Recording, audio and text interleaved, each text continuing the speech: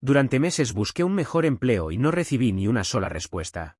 Mi esposa decía que quizá no era el momento, que debía conformarme con estabilidad y dejar de perseguir oportunidades inciertas. Una tarde, una reclutadora me llamó preguntando por qué nunca respondía a una oferta final. Ahí descubrí que Lucía había eliminado correos, rechazado entrevistas y bloqueado contactos porque no soportaba que yo pudiera ganar más que ella. Me llamo Hernán. Durante casi 8 meses pensé que estaba fallando. No fue un golpe repentino. Fue una duda lenta. De esas que aparecen cuando cierras el portátil de madrugada, después de enviar otra solicitud. Y te preguntas si alguien del otro lado llegó a leer tu nombre. Yo trabajaba en una empresa de logística desde hacía años. Mi cargo oficial sonaba más pequeño que mis tareas reales. En el papel era analista operativo. En la práctica entrenaba gente nueva, resolvía problemas de turnos, hablaba con proveedores, corregía errores de inventario y cubría urgencias que deberían haber sido de un coordinador. Mi jefe, Ramiro, sabía eso. ¿Lo usaba? Cada vez que pedía hablar de salario, sonreía como si estuviera a punto de darme una buena noticia. Hernán, tú sabes que te valoro. Lo sé, Ramiro. Pero mi sueldo lleva demasiado tiempo igual. Estamos revisando presupuestos. Eso dijiste hace 6 meses. Porque sigue siendo verdad. Mientras tanto hago trabajo de coordinador. Precisamente por eso te tengo presente. Me tenía presente para cargarme trabajo. No para pagarme. Esa conversación se repitió tantas veces que empezó a darme vergüenza pedirla. Volvía a casa cansado, cenaba rápido y abría el portátil. Ajustaba el currículum. Reescribía cartas de presentación. Revisaba vacantes. Comparaba responsabilidades. Miraba rangos salariales y pensaba que, si conseguía algo mejor, tal vez podríamos respirar. Lucía, mi esposa, al principio parecía apoyarme. La primera noche que me vio trabajando en el currículum, dejó una taza de café a mi lado. Me gusta verte motivado. No quiero quedarme estancado. Lo entiendo. Me besó la frente. Ese gesto me sostuvo durante días. Ahora me cuesta recordarlo sin sentir rabia. Porque no todo empezó con gritos ni prohibiciones. Empezó con café, con palabras suaves y con una mano en mi hombro. La primera semana envié 8 solicitudes. La segunda envié 12. La tercera dejé de contar. No esperaba respuestas inmediatas. Sabía que buscar trabajo podía ser frustrante. Sabía que algunas empresas nunca respondían. Sabía que a veces los procesos tardaban. Pero después de 2 meses sin una sola llamada seria, algo empezó a sentirse raro. Ni entrevistas. Ni pruebas. Ni mensajes de seguimiento. Solo rechazos genéricos y silencios. Lucía tenía una explicación para todo. El mercado está difícil. Sí, pero ni siquiera me llaman. Quizá tu perfil está demasiado especializado. Eso debería ayudar. O quizá no es el momento. Esa frase apareció despacio. No es el momento. Al principio sonaba a prudencia. Luego se volvió una pared. Lucía también trabajaba. Su salario era decente, pero más irregular que el mío. Su sector tenía temporadas buenas y temporadas flojas. Ella siempre hablaba de seguridad, de no confiar demasiado, de no depender de promesas. Su padre había perdido el empleo cuando ella era adolescente, y esa historia aparecía cada vez que yo mencionaba cambiar de empresa. Yo no voy a renunciar sin tener una oferta firmada. Lo sé. Entonces no estamos hablando de lanzarme al vacío. Pero cambiar también es riesgo. Quedarse donde no creces también es riesgo. Ella se quedaba callada. Después decía lo mismo con otras palabras. Tenemos estabilidad. Yo quería creer que era miedo razonable. No vi la envidia. No vi el control. No vi que, cada vez que yo hablaba de ganar más, su cara cambiaba. No con alegría. Con tensión. Una noche le conté que una empresa de transporte buscaba coordinador operativo. El rango salarial era casi el doble de lo que yo ganaba. Lucía dejó de mover la cuchara. Casi el doble. Sí. Es mucho. Por eso quiero intentarlo. ¿Y si te exigen viajar? No decía nada de viajes. ¿Y si el horario es peor? Lo revisé. Es parecido. ¿Y si luego no encajas? Entonces lo evalúo. Pero primero tienen que llamarme. Ella sonrió sin ganas. Claro. Esa noche la vi más silenciosa. Pensé que estaba preocupada por nosotros. En realidad estaba preocupada por ella. A los 3 meses de búsqueda, mi ánimo empezó a caer. Cada silencio parecía confirmar lo que Ramiro insinuaba sin decirlo. Que yo no valía tanto. Que mi experiencia solo parecía importante dentro de esa empresa. Que estaba exagerando mi capacidad. Mi amigo Néstor notó el cambio. Nos vimos un sábado para tomar café. Él trabajaba en recursos humanos desde hacía años y me había ayudado a mejorar el currículum. Revisó mi perfil desde su teléfono. Esto está bien. No responde nadie. Algo no cuadra. Quizá no soy tan competitivo. Hernán, he visto perfiles peores conseguir 3 llamadas en una semana. Eso no ayuda. Ayuda si dejas de culparte tan rápido. Me preguntó si tenía el correo bien escrito, si estaba revisando la carpeta de no deseados, si había filtros raros, si usaba un correo profesional. Le dije que sí a todo. Porque en ese momento yo creía que sí. Tenemos el portátil compartido. Lucía me ayudó a ordenar correos hace unos meses, pero nada raro. Néstor dejó la taza sobre la mesa. ¿Por qué te ayudó? Porque yo tenía muchas carpetas viejas. Ella es más ordenada. Tiene tus claves. Estamos casados. Esa respuesta salió automática. Néstor no insistió, pero vi su cara. La cara de alguien que detecta una puerta abierta. Yo no quise verla. Después del tercer mes, Lucía empezó a involucrarse más. Te ayudo a ordenar las vacantes. Gracias, pero puedo hacerlo. No digo que no puedas. Solo quiero que no te desgastes. Me propuso crear una hoja con empresas, fechas y estados. Al principio me pareció útil. Escribíamos nombres de compañías, puestos y respuestas. Ella decía que así yo no duplicaría esfuerzos. A veces entraba al correo desde el portátil para marcar mensajes antiguos. A veces me decía que había eliminado publicidad. A veces me avisaba de rechazos genéricos. Yo no sospeché. Porque cuando alguien comparte tu cama, tu mesa y tus planes, cuesta imaginar que también pueda estar cerrando tus puertas. Al cuarto mes, pasó algo con una empresa llamada Norgine. Yo había aplicado a un puesto de supervisor operativo. Me gustaba. Buen horario, buen salario, responsabilidades claras. Una semana después pensé que no habían contestado. Al revisar, no encontré nada. Lucía estaba preparándote. No me respondió Norgine. Qué raro. Sí. Pensé que al menos mandarían rechazo. Quizá no eras lo que buscaban. Puede ser. No revisé más.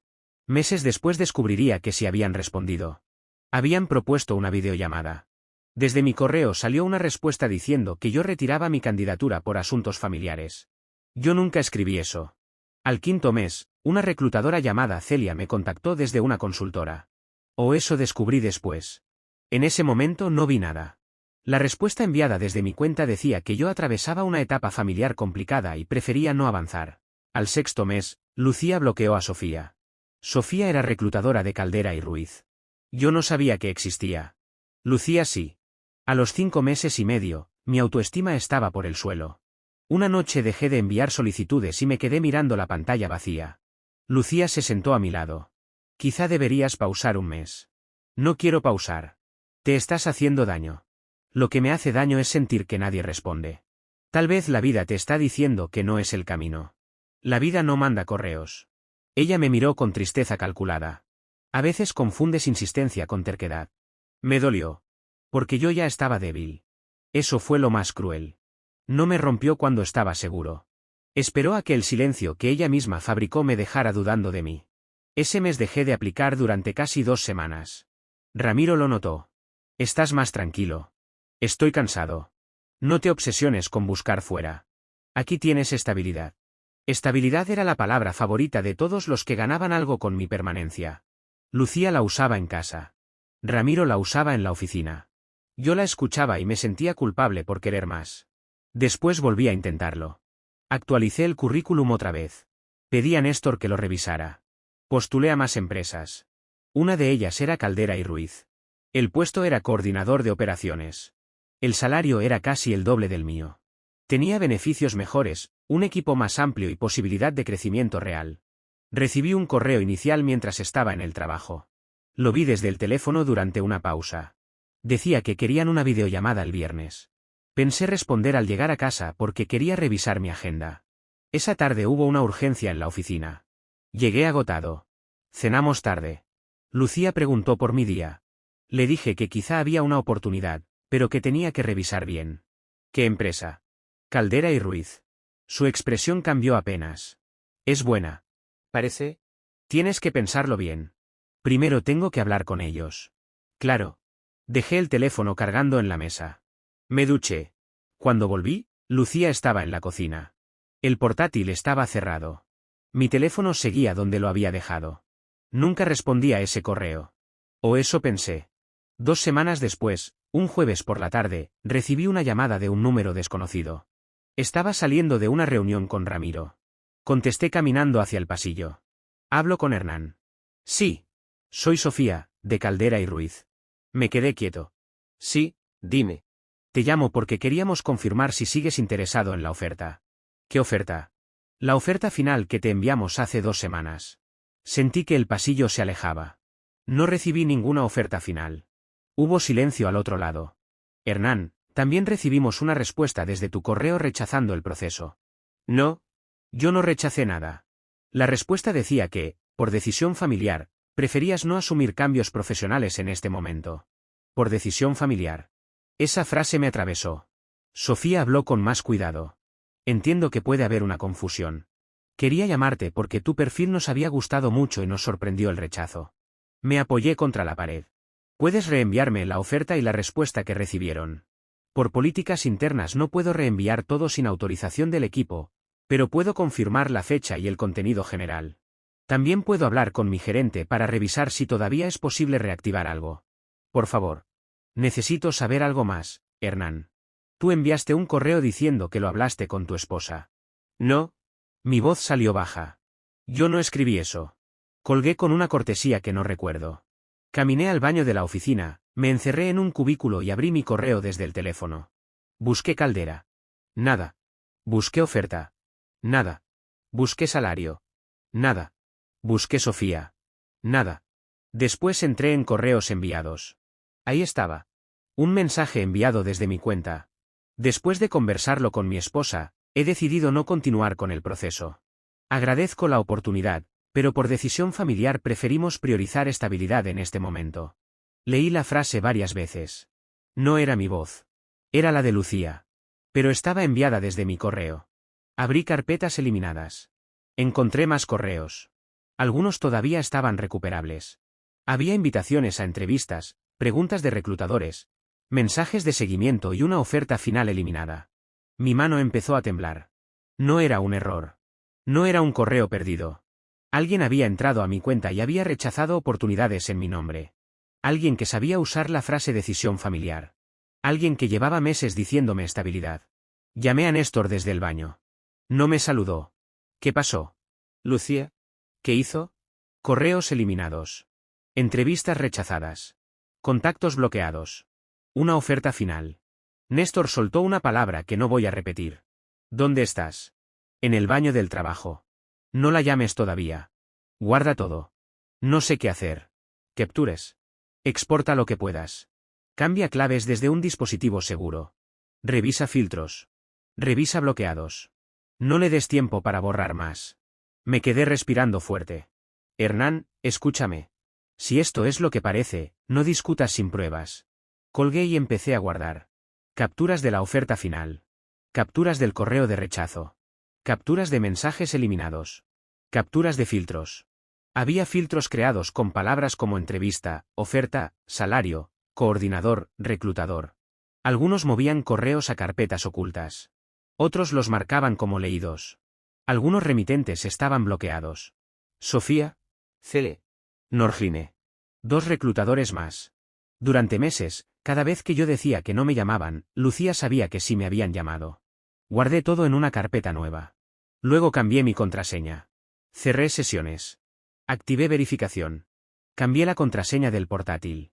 Revisé acceso desde otros dispositivos. Cuando salí del baño, ya no era el mismo hombre que había entrado. Fui a mi escritorio, terminé lo urgente como pude y pedí salir antes. No dije por qué. Camino a casa, la rabia venía por oleadas. Pero debajo había algo peor. Vergüenza. Me daba vergüenza haber dudado de mí mismo durante meses por una mentira en mi propia casa. Lucía estaba en la mesa cuando llegué. Tenía una taza de té. ¿Llegaste temprano? Sí. ¿Todo bien? Me llamó Sofía, de Caldera y Ruiz. Su mano se detuvo. ¿Qué? La reclutadora de la oferta final. No sé de qué hablas. Me acerqué a la mesa. Me preguntó por qué nunca respondí. Lucía bajó la mirada hacia su taza. Tal vez se confundió. También tengo el correo enviado desde mi cuenta rechazando la oferta por decisión familiar. El silencio cambió. Ya no era confusión. Era cálculo. Hernán.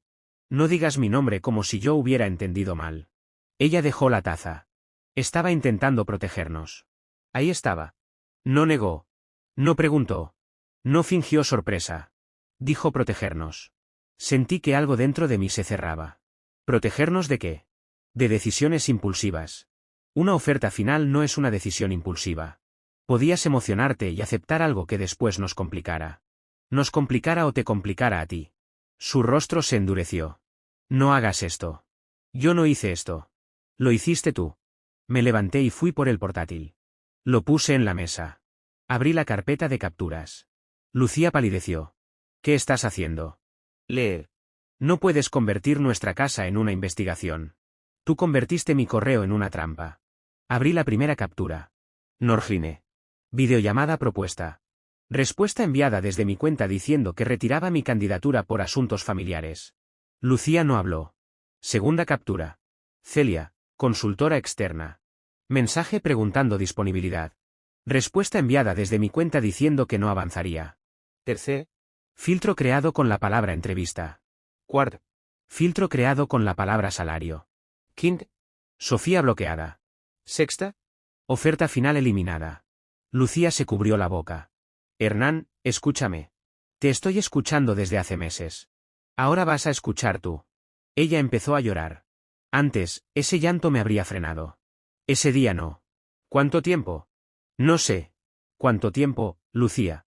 Meses. ¿Desde cuándo? Desde que empezaste a obsesionarte con irte. Con irme de la empresa. Con cambiarlo todo. No estaba cambiando todo. Estaba buscando un trabajo mejor.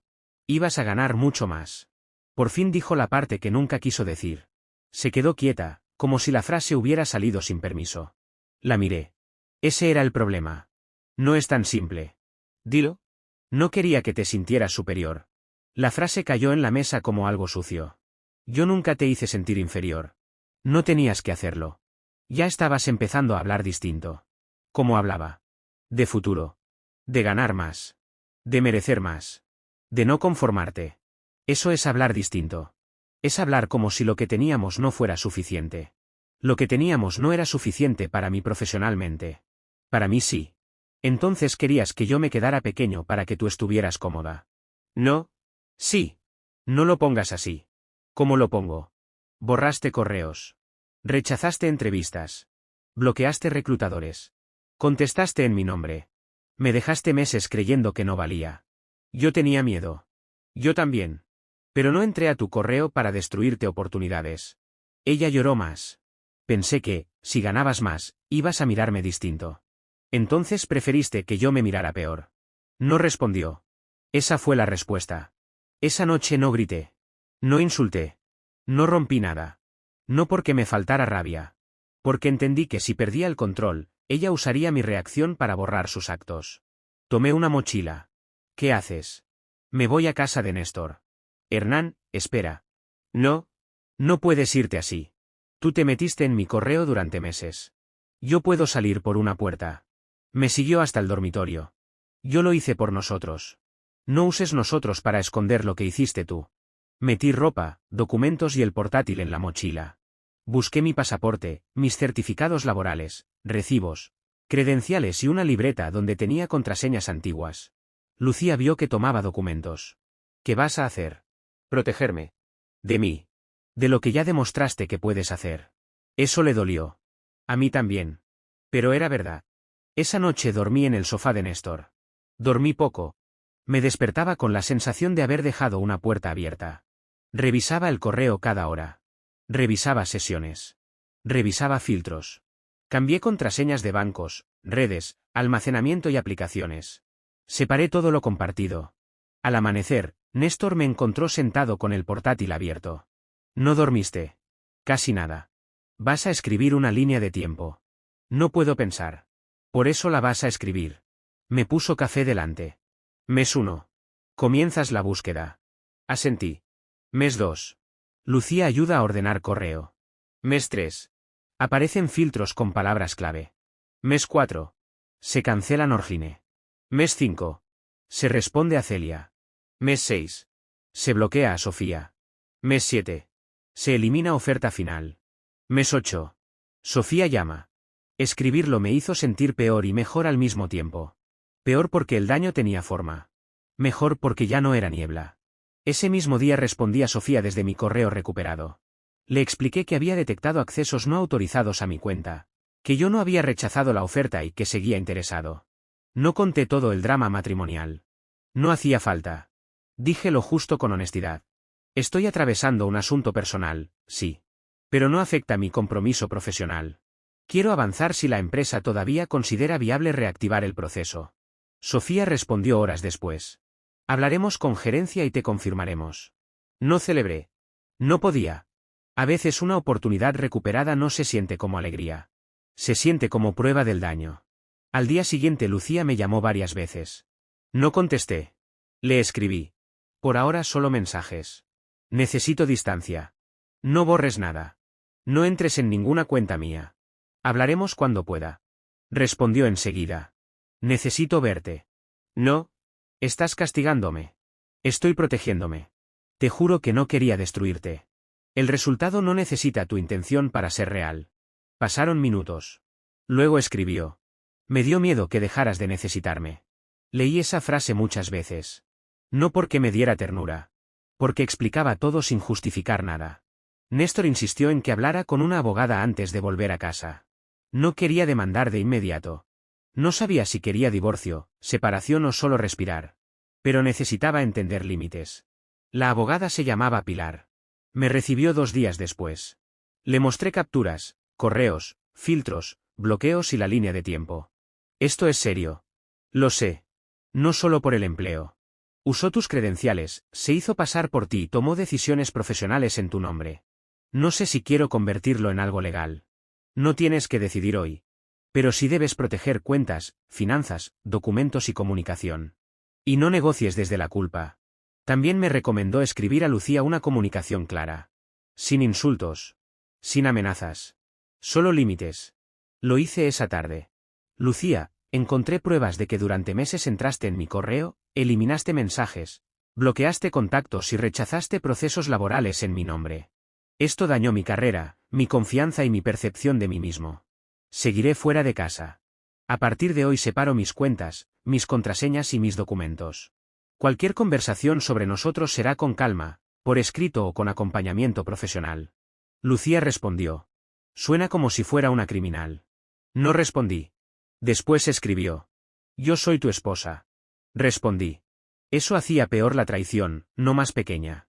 La primera reunión cara a cara ocurrió 5 días después, en casa de Néstor. Él no participó, pero estaba en la habitación de al lado. Yo necesitaba testigo cerca porque ya no confiaba en conversaciones que pudieran ser reescritas. Lucía llegó sin maquillaje, con los ojos hinchados. Se sentó frente a mí y miró la carpeta sobre la mesa. ¿Trajiste pruebas? Sí. ¿A nuestra conversación? Sí. ¿Me odias? No vine a hablar de odio. Vine a hablar de hechos.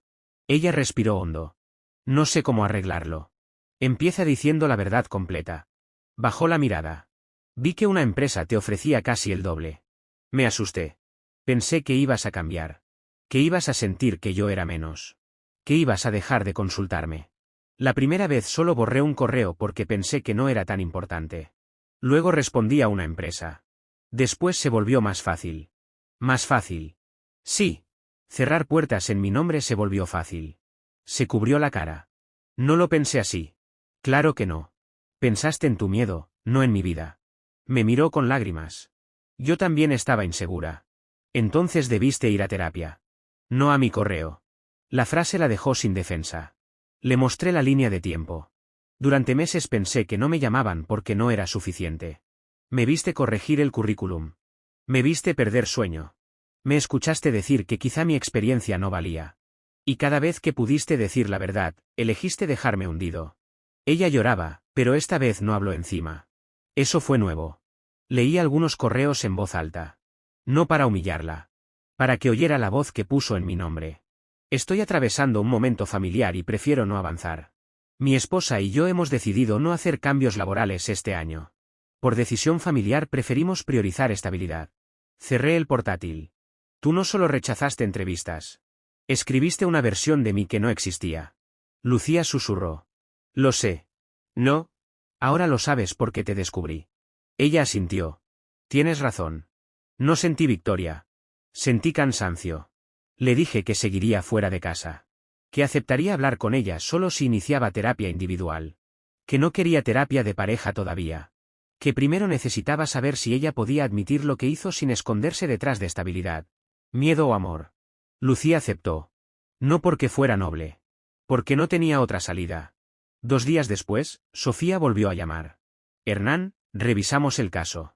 El puesto original cambió un poco, pero seguimos interesados. La gerencia propone reactivar la oferta, con fecha de inicio el mes próximo. Hubo un ajuste interno y el salario queda un poco mejor que el rango anterior. Me quedé sentado en el borde de la cama de Néstor. Gracias. Necesitaríamos una respuesta formal esta semana. La tendrán. Colgué y no sonreí de inmediato. Primero pensé en todas las noches que había dudado de mí. Luego pensé en Ramiro. Luego en Lucía. Luego en mí. Esa oferta existía. No era una fantasía. No era una obsesión. No era una amenaza a la estabilidad. Era una puerta real que alguien había intentado cerrar antes de que yo la viera. Acepté al día siguiente, después de revisar contrato, funciones, salario, horarios y beneficios. No llamé a Lucía para pedir opinión. No por castigo. Porque pedirle opinión sobre una oportunidad que intentó destruir habría sido volver a entregarle la llave. Le escribí después. Acepté la oferta de Caldera y Ruiz. Empiezo el mes próximo. Seguiré fuera de casa por ahora. Necesitamos hablar de separación temporal y acuerdos prácticos. Su respuesta tardó. Me alegra por ti. Después llegó otro mensaje. Aunque me duela. No respondí a esa parte. No era mi trabajo cuidar el dolor que ella había creado al intentar bloquear mi futuro.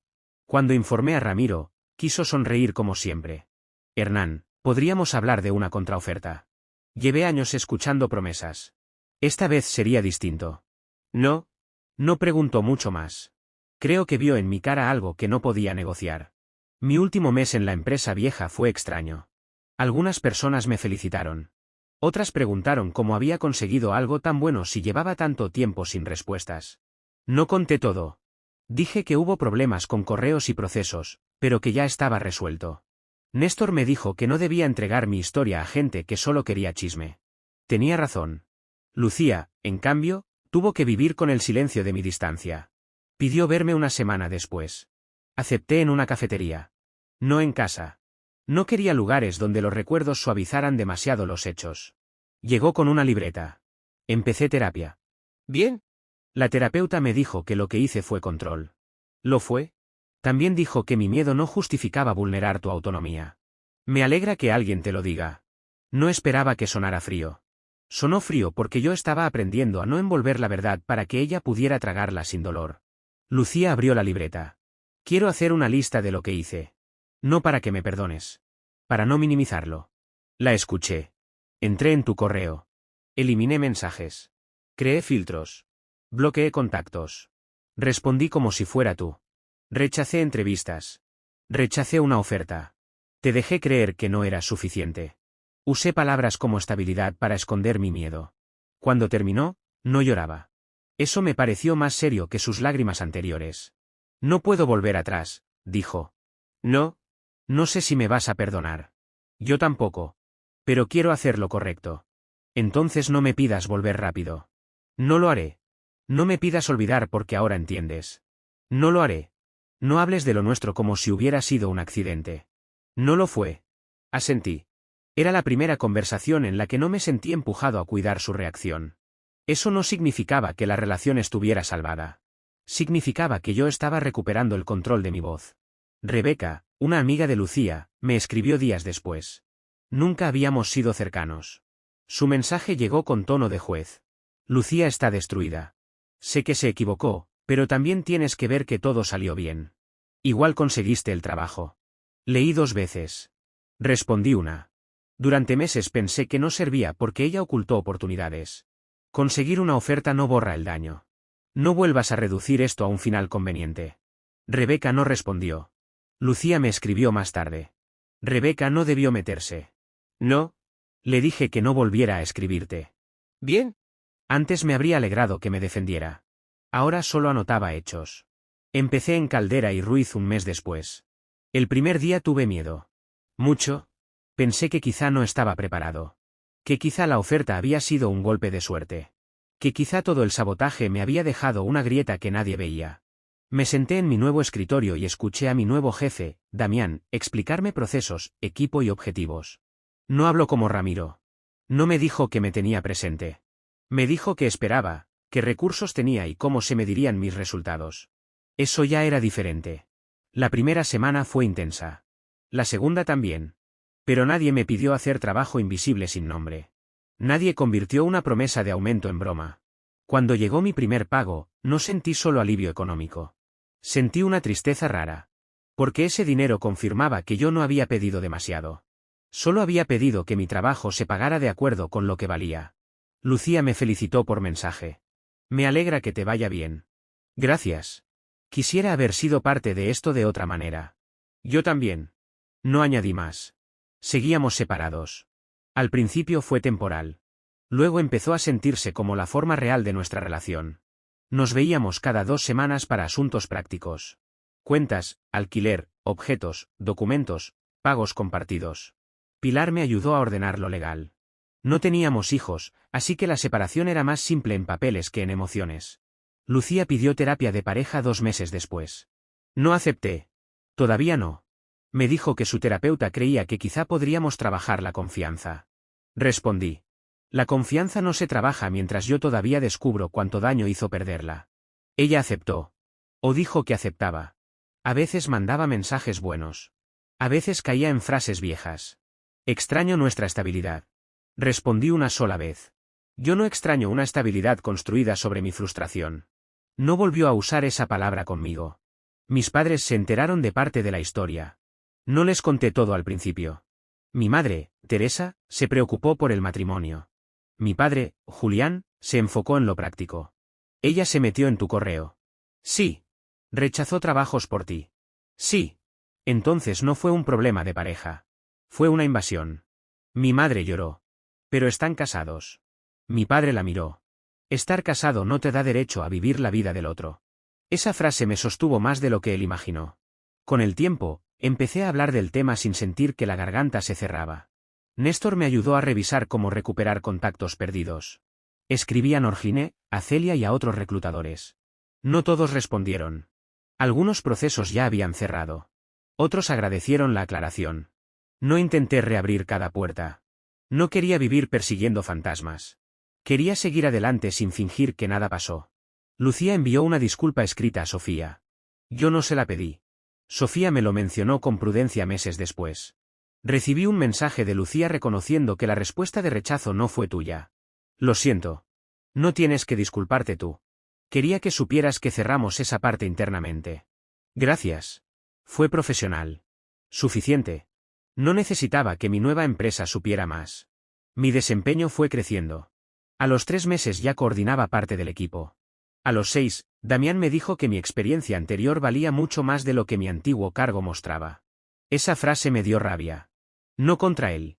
Contra los meses perdidos. Contra Ramiro. Contra Lucía. Contra mí, un poco, por haber permitido que otros definieran mi tamaño. Después aprendí a soltar esa última parte. Yo no fui culpable por confiar en mi esposa. La culpa fue de quien convirtió esa confianza en acceso. Lucía me pidió verme una última vez antes de formalizar la separación. Acepté en el mismo café de antes. Llegó distinta. Más serena. No intentó tocarme. Sé que no puedo pedirte volver. Asentí. Lo que hice no fue protegernos. Fue controlar. Me asustaba que crecieras porque pensé que yo iba a quedar atrás. En vez de trabajar en mí, intenté frenarte a ti. No interrumpí. Me alegra que lo puedas decir así. No espero que eso arregle nada. Bien. Quiero pedirte perdón sin pedirte una respuesta. Gracias por decirlo. Hubo un silencio largo. La quise mucho. Esa fue la parte difícil de explicar. Una persona puede traicionarte y aún así haber sido alguien a quien amaste. La traición no borra los años buenos. Pero los cambia. Los vuelve sospechosos. Los obliga a convivir con una pregunta que nunca se calla del todo. ¿Cuántas veces el amor fue apoyo? ¿Cuántas veces fue control con voz suave? Lucía respiró hondo. ¿Vas a seguir adelante? Sí. Me duele. Lo sé. Pero no voy a hacerme más pequeño para que te duela menos. Ella asintió. Esa fue nuestra despedida real. Los papeles llegaron después. Separé mis finanzas. Mis cuentas. Mis contraseñas. Mis documentos. Mis decisiones. Dejé de usar el portátil compartido. Compré uno nuevo. Cambié correos de recuperación. Quité accesos antiguos. No volví a entregar claves con la frase "estamos casados" como excusa. Una relación no debería necesitar secretos para sobrevivir, pero tampoco debería exigir que uno entregue todas sus puertas para demostrar amor. Meses después, Lucía me envió un mensaje final. Sé que no puedo pedirte volver. Lo que hice no fue protegernos. Fue controlar. Me asustaba que crecieras porque pensé que yo iba a quedar atrás. En vez de trabajar en mí, intenté frenarte a ti. Lo siento. Lo leí varias veces. No por nostalgia. Por cierre. Respondí. Gracias por reconocerlo. Espero que sigas trabajando en eso. Yo sigo adelante. No hubo más. La gente suele pensar que el sabotaje aparece con gritos, amenazas o prohibiciones claras. A veces sí. Pero a veces aparece con voz suave. Con café al lado del portátil. Con frases sobre estabilidad. Con una mano en el hombro diciendo que descanses. Con alguien que dice quererte mientras borra oportunidades antes de que puedas verlas. Durante meses pensé que el silencio de las empresas era rechazo. En realidad era Lucía parada entre mi futuro y yo, borrando cada puerta antes de que pudiera tocarla. El daño no fue solo perder entrevistas. Fue perder confianza en mi propia capacidad. Fue escuchar a mi esposa decir que quizá no era el momento, mientras ella misma eliminaba los momentos que sí estaban llegando. Fue sentir vergüenza por no avanzar, cuando en realidad había alguien frenándome desde dentro de mi casa. Lucía decía que quería proteger nuestra estabilidad, pero la estabilidad que defendía era una jaula donde yo trabajaba. Dudaba de mí mismo y ella guardaba la llave del correo. Ese día Sofía me llamó por una oferta final que yo nunca vi. Esa llamada no solo me devolvió una oportunidad.